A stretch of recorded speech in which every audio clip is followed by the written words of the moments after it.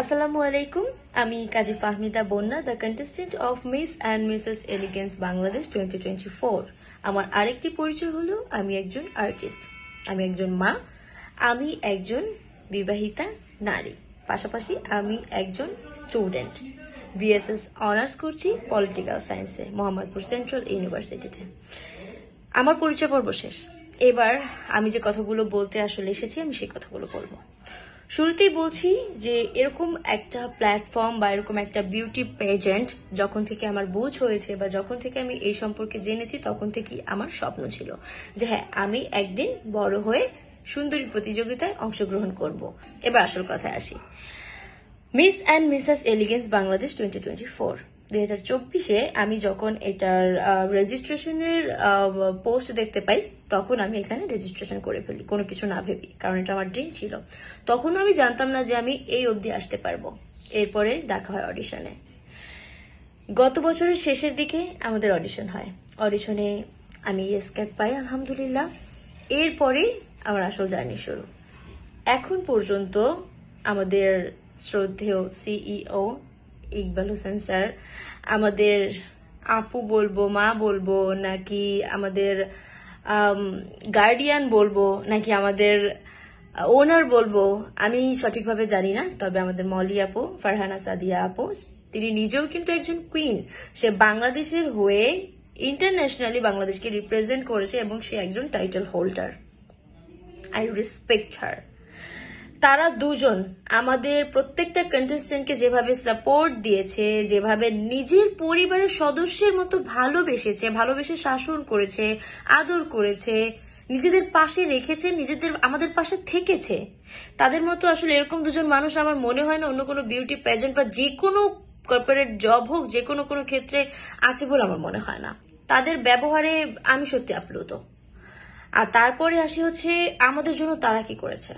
তারা আমাদের জন্য সবচেয়ে সবচেয়ে সবচেয়ে সবচেয়ে ভালো একজন গ্রুমার দিয়েছেন আমাদের জিয়া দাদাকে, যিনি কিনা আমাদেরকে নিজের সন্তানের মতো করে হাঁটি হাঁটি পা পা করে আমাদেরকে সবকিছু শেখাচ্ছেন।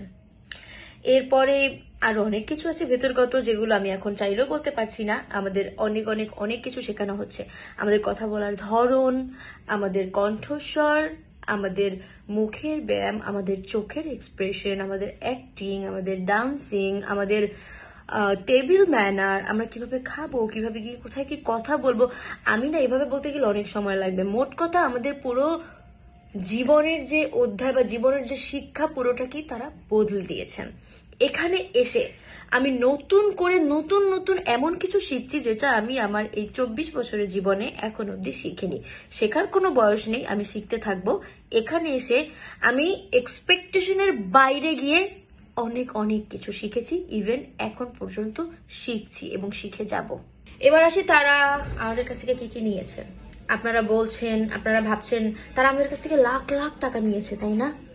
আচ্ছা, আপনাদের কি কোনো ধারণা আছে যে বিউটি পেজেন্টের মতো এরকম একটা শো, এরকম একটা প্রোগ্রাম উঠাতে কত টাকা লাগে, মিনিমাম কত টাকা লাগে? যদি ধারণা থেকে থাকে তাহলে আপনারা কিভাবে বলেন, আপনাদের কিভাবে নলেজ আসে যে আমাদের এই কয়েকটা কন্টেস্টেন্টের কাছ থেকে তারা এত এত টাকা নিয়ে তারা একটা প্রোগ্রাম উঠিয়ে ফেলবে? এটা কিন্তু যেন তেন প্রোগ্রাম না। আপনারা যেরকমটা ভাবছেন যেটা ছোটখাটো পরিসর একটা প্রোগ্রাম হয়ে শেষ হয়ে যাবে ব্লা ব্লা ব্লা, এরকমটা না। আপনারা শুধু দেখেন যে আমাদের গালাটা কিরকম হয়, আর আমরা স্টিল নাও যা যা পাচ্ছি আপনাদের ধারণার বাইরে। জাস্ট আপনাদের কোনো ধারণাই নেই যে আমরা কি কি পাচ্ছি এখান থেকে। আর টাকা, ভাই আমার ব্যক্তিগতভাবে এত টাকা নাই। আমি দিন আনি দিন খাই, আমি মধ্যবিত্ত পরিবারের মেয়ে। আমার অত টাকা নাই যে আমি লাখ লাখ টাকা তাদেরকে দেব ঘুষ হিসেবে, আমাকে একটা ক্রাউন দিবেন, আমাকে একটা নাম দিবেন, এত আমার ঠেকা লাগে নাই। তারা নিজেদের পকেটের টাকা খরচ করে তারা নিজেরা সবকিছু করছে। আমাদের কাছ থেকে ওই চ্যারিটির টাকাটা চেয়েছিল, যেটা মানবতার খাতিরেও দিতে হয়। আপনাদের তো সেই ন্যূনতম মানবতাটা পর্যন্ত নেই। আপনারা চ্যারিটির মতো একটা বিষয় নিয়েও নোংরামি করেছেন। নিজেদের ছোট লোকিপনার পরিচয় দিয়েছেন। তারপরে আসি পোর্টফোলিও। পোর্টফোলিও সবার বানাতে হয়, আর পোর্টফোলিও যে কোনো একটা জায়গায় ভালোভাবে মোটামুটি বানাতে গেলে যে কত টাকা প্রয়োজন হয় সেটা আসলে আমি মনে করি আপনারা যারা ভালো ফ্যামিলি থেকে বিলং করেন তারা অবশ্যই জানেন। আপনারা অনেক শিক্ষিত, আপনারা কেউ লয়ার, কেউ কারো বাবা পুলিশ, আবার কেউ অনেক শিক্ষিত, কেউ ফ্যাশন ডিজাইনার। আসলে আপনাদের বাইরে গিয়ে তো কিছু বলার নেই, তবে আপনাদের এই ধারণাটা থাকা উচিত ছিল। আসলে আমরা এত টাকা দিচ্ছি না, আমরা পোর্টফোলিওর জন্য যে টাকাটুকু দিয়েছি সেই টাকাটার বিনিময়ে আমরা একটা সুন্দর পোর্টফোলিও পাবো, আমরা একটা ভালো ফিডব্যাক পাবো। আর এই টাকাটা দিয়ে বাইরে কোথাও আমরা কোনো প্রফেশনাল পোর্টফোলিও তৈরি করতে পারতাম না। আপনারা হয়তো পারবেন, তাই আপনারা এটার বিরুদ্ধে কথা বলেছেন। এরপরে আসি যে আমাদের ক্রাউন থেকে শুরু করে আমাদের যত কিছু দরকার যাবতীয় সব তারাই দিবে, আমরা কিচ্ছু দিচ্ছি না। ট্রাস্ট মি, আমি কেন মিথ্যা কথা বলবো? আমি মধ্যবিত্ত পরিবারের, আমার সংসার টানতে হিমশিম খায়, আমি কিভাবে লাখ লাখ টাকা তাদেরকে দিব?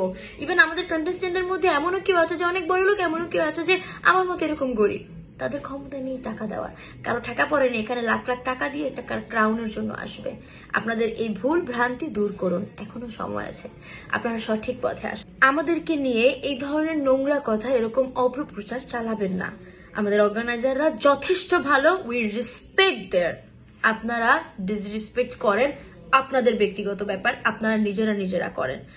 আপনারা সোশ্যাল মিডিয়া এরকমটা করবেন না, আর যদি করেন অবশ্যই আমরা এটার বিরুদ্ধে ব্যবস্থা নেব।